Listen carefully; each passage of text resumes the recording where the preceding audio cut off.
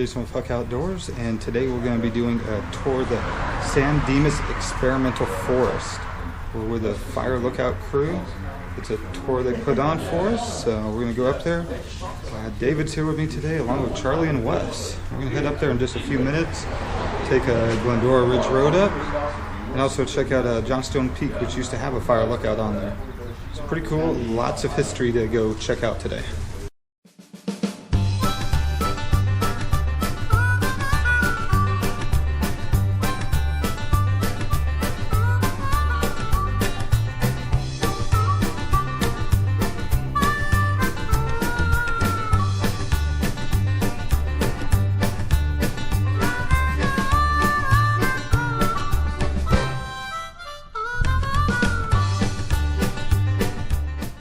My name is Mike Oxford. I'm the site manager for the San Dimas Experimental Forest. This is my 26th year up here. I've got one more and I'm out of here. Although I love the place, I've been very fortunate to be working up in a place like this. I've learned a lot and continue to learn a lot. So this is the San Dimas Experimental Forest. The reason why I like taking people here, and I bring everybody here from the researchers to folks like yourself come up here so I can point out the experimental forest from on the ground. So we're standing on this ridge that separates two major canyons of the San Dimas Experimental Forest. If you look at this little inset map right here, there's 10 watersheds that this place was divvied up into, if you will, because they had to define watersheds to study about watersheds. So 1933, when this place was established, the purpose of which was two guys named Gilman, Herbert Gilman and William A. Johnstone Peak, which is that down there. We're going to end up down there later today. So they were two people that were key in trying to get this place established, because fire come and went, they planted stuff, and then erosion, fire flood sequence, all that. They didn't understand the science of which. So Johnstone and Gilman went to the Forest Service and said, hey, what about this out here? So they looked at a place to go study chaparral watersheds like this that we have out here. And this is one of two places that they were looking at, but because of the features of this place, it makes it ideal as an outdoor laboratory. So in the beginning, it was about hydrology. It's all about the water. That's what this place is all about, the water. How does water happen up here? What does that mean? When it rains, what happens to it before it gets all the way down there? Because the purpose of which was learn everything they could about the San Dimas, in the San Dimas Experimental Forest, about water, hydrology, and everything associated with that, so it could maybe manipulate it to get more water down below. And that was the point of which, what they call water yield. More water was needed down below by this growing LA, the progress, and then citrus groves that was really dominant in the area out there in those days. So again, 1933, this was established. And so we're looking to the west as this is all defined by ridge tops, the experimental forest. So this outside business that you're looking at, this, especially on the north side, the west side, and the east side, is all about the ridge tops. So we have over there that look like a little diamond head, to kind of call it that way. That's the western perimeter. On the other side of that's the Lower Monroe Truck Trail. Some of you may be familiar with that. Bicycles like using that, crosses the top, going across the Ridge Road or going to a mountain road, over to the north side into the East Fork. That's to the north here, the East Fork of St. Gabriel. Mount Baldy in the background. And to the upper ridge, to the farthest east, where the towers are over there, Sunset Ridge. On the other side of that is the San Antonio Canyon, and that's Baldy Road, all that business going up to Mount Baldy. So you can see what we've got here is kind of like two big tubs out here. For this, isolated from the main San Gabriel mountain range here, this is ideally suited on the ground to do experiments without having influences by the big mountain range. Again, now this is closed to the public because they were trying to establish science on the ground out here, and you can't have recreation, freewheeling out here on top of really disciplined science on the ground. So this was established in 33, as I said, for a 50-year study plan. So UC Berkeley partnered with Forest Service and said, let's get some science on the ground here. So everybody that was a biologist, hydrologist, botanist, geologist, all this stuff, and everything was in between, was brought up here to learn about what's going on out here first. How is nature functioning? Then we're going to go try to do something to manipulate some of these watersheds to see if we can make a difference. So what they did was something called paired watershed studies. Over to my left behind you, if you notice driving up, there was a difference in vegetation color out there. And most of that is because of 1960, they went in and removed the vegetation in some of these upper canyons over there. That's Bell Canyon. So Bell Canyon is divvied up into 4 smaller upper watersheds, Bell 1, 2, 3, and 4. Bell 1 and 2 was type converted. And that's what you're seeing, the color change over there, because that's mostly grassy stuff that still remains to this day. Because the native vegetation in Bell 3 and 4 were left alone because we want to compare.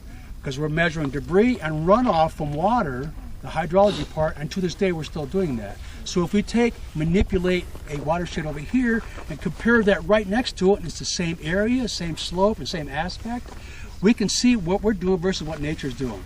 And so I can tell you to this day, because that's principally what I do up here is hydrology. Bells 1 and 2, they were type converted. Again, back in the day, they were using mechanical, dredging off the hill slopes with dozers and chains and balls of steel that were filled with water, just ripping this stuff out, and also using a defoliant called 2,4-D, also a component called 3,4,5-T, which is a toxic version of some of this component, and obviously later learned to be called Agent Orange. And so the paper article that I did, that's what he keyed on. So the Forest Service used this notoriously cancer-causing agent. They didn't know that in those days. This was just an effective product that the farmers used, and they still use this, but we're restricted now because of some of its problems with people and so forth. But there's a great defoliant. You nuke the ground, get rid of the native, plant in some grasses, some shallow root systems, and that's what that still is over there today. The native vegetation can't recover on it. It's so dominant on the ground out there. 60 plus years later, we're still looking at those effects. So while we still get to look at that today, these paired watershed studies in the long term, I can tell you right now, those type converted watersheds, they flow first and flow last. Why? And yet next to it, where the nature is, we did nothing. They dry up that quick. They dried up months ago, and I can still get a little trickle off Bell number 1 over there. Anybody got an idea why that might be happening? Native plants absorb the water. There you go. They're thirsty plants, and that was they understood that. Deep-rooted plant systems out here, they're thirsty to stay in place, and they're deep-rooted into the ground out here. But yeah, they're thirsty, and they're there, and they burn a lot. Of course, we all know about that, but they provide a really important business on the ground, especially in the wintertime, and that's side slope stability. So these steep slopes, what most of them are average over 60%, no more than 1.5 feet, because this San Gabriel mountain range is this plate tectonic business is pushing this range up, and it's breaking off and trying to find its way back to the ocean. So it's constantly breaking off and sloughing off down, the rains knock it down. Everybody knows about driving up here in the wintertime. There's always rock slides, because this stuff is pushing up and breaking off constantly. Mount Baldy, 1/2 inch a year, they say, I've heard some geologists tell me, the fastest growing mountain range in the world. Because of our plate tectonics business and this kicking up business, it's growing 1/2 inch every year. So that makes sense about what we're seeing out here on the ground. This stuff is sloughing off, and gravity's pulling it down, finding its way into our debris basins, into our flood control stuff. So a Big Dalton Dam we came up, completed in 1929 by the LA County flood control people. They still monitor that. They're in charge of that. That's their business. They don't care about when they release the water, and the turtles and the lizards and stuff that wanted to be in there are gone now. That's not their business. It's my business because I work with everybody. So anyway, so the early days, the experimental forest established to learn about the science of watersheds and how to best manage them from a water yield standpoint. 1960, a Johnstone fire came in. July 1960, lightning strike over in Johnstone Peak down there.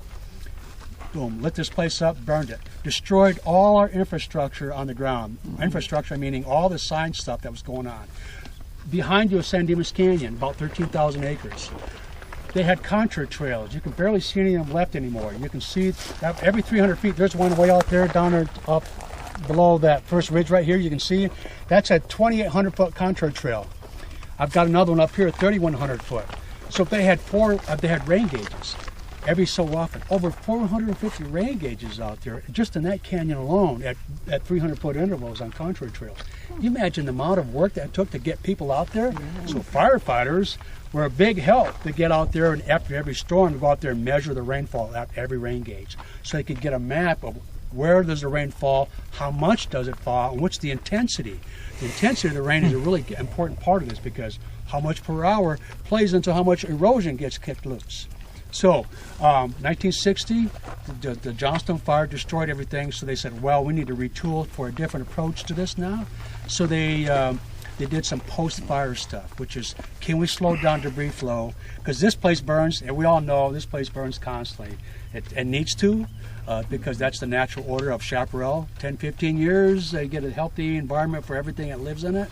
But and most people don't like that, of course, living near the city when they see fire. But if you don't, when fire does come, you can't stop it, just like they learned in 1987 at Yellowstone. 100 years of suppression, put it out, put it out, put it out. Fuel loading went so big, they couldn't put it out. I like to point this place out here because we can see the feature as far as the San Dimas damage, drainage to the east, Dalton drainage to the west here, and you can see a little bit of rock face down there. That's the dam down there we just came up from. This is a memorial grove by poor Herbert S. Gilman, one of the guys I was mentioning earlier, who was responsible for helping establish this place. And in his recognition memoriam, they put his ashes up on the hill there. There's a stone marker up there. We'll see that probably when we walk back down eventually. But this is the Tambark Flat facility to support the technicians and scientists that were living and working up here. This is also 7 Bravo helitack by the fire folks up in here. They were supporting this as well. I'm reconnecting with some of the old Dalton hotshots so I can learn from them. These guys are way up there in their age. They were up here in the 60s and 70s, and they're telling me stories and showing me pictures, and I'm just like a kid in a candy store. I love learning about this place still to this day. So, and one of the recent things I learned about, some of you, if you didn't hear me, I found out that Gifford Pinchot was up here. And if you know who Gifford Pinchot is, he's the first chief of the Forest Service. Yeah.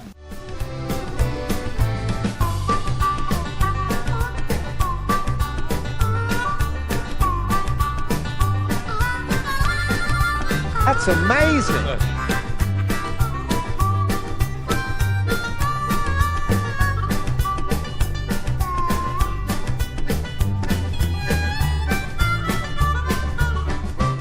These are stream gauging stations. So that map that you got a handout on, showing the little watershed divisions. So here's the San Dimas Experimental Forest. We came up Dalton Canyon. Right here, this is Dalton Canyon. This way, we came up Dalton Canyon. And we have going up, this is the big Dalton Canyon Road. And we crossed the bridge right here. Oops, I'm sorry, the bridge right here. This is the Monroe Canyon I was telling you about earlier. And this is the Danbury down here. We came up this way, we crossed the little bridge. And so we came all the way up to about this point right here and drove into Tambark. This is where we're at now. So here's the San Dimas Experimental Forest right here. All this right here. Dalton drainage, East Fork drainage, Mount Baldy, and the San Antonio drainage. So you can see this sort of like 2 bowls of the experimental forest. The map behind you kind of illustrates some of that too. So how do we measure the runoff? Well, this is how we do this. So we have what we call a gauging station here. This is a flume where they know there's a constant. That is, when you're doing geometry and what have you, the only variable is the height of the water. And that's where stuff like this comes into play. This is like a float that goes on a tape, this is on a wheel that spins, and over time this chart turns and it registers the movement of the water. And so they're able to then determine the volume of the water coming out of each of these drainages. So we had 10 of these throughout, plus some smaller ones throughout the experimental forest back in the day. They've been decommissioned, if you will, because of the studies have left. But this is how they would do that. But the concrete structures that are there, they're still there today. And I go out there and visit them from time to time to check their conditions. Not even a crack, hardly, most of them. That just shows you the engineering that went on out there back when they didn't have the stuff we have today. And so clearly, an exhaustive effort on the ground to establish this place, and we can still do this over and over again today. Although most of the work has been done as far as the hydrology part. So this is just a picture of one of our gauging stations. Wood structures like this, they burn. So those are all gone. But otherwise, all this other stuff is still there.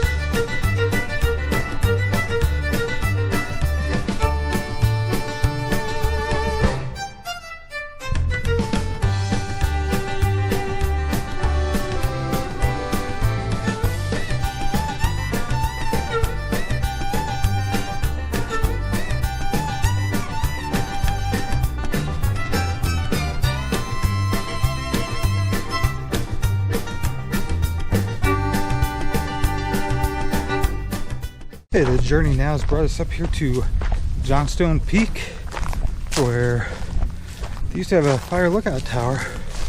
They moved it though over to the LA Fairgrounds, and they use that every year now. We're gonna go check out where it used to be, and once again we're up here at Johnstone Peak. Okay guys, so right here is the old flagpole for the fire lookout, and where they are, this area right here is probably where the fire lookout tower used to be. And now it's down over there in the fairgrounds. This is Johnstone Peak. We are at the peak right here. So the views you get out here are pretty nice. You've got going out, you can actually see San Gorgonio out there. If it wasn't so hazy, you'd be able to see San Gorgonio. See Saddleback out there. You got Pudding Stone. You got the 57 freeway cutting through. It's at Rose Hills over there. But real hazy today, but very neat to see out here though. You got the overflow over there. Right down there somewhere is Pinnacle Peak Steakhouse in San Dimas. Really good. That is Johnstone Peak, guys. Look at this view. I believe we're going to be going back down that way. That concludes our trip up here in the San Dimas Experimental Forest. Hope you guys enjoy it. There's a lot of history up here that we just learned about. So if you guys like the video, hit like. If you're not a subscriber, subscribe, comment below, all that good stuff. And until next time, we'll see you on the next adventure.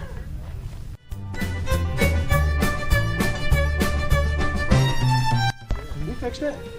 They don't care about this place. So anyway, that's me going off on a tangent.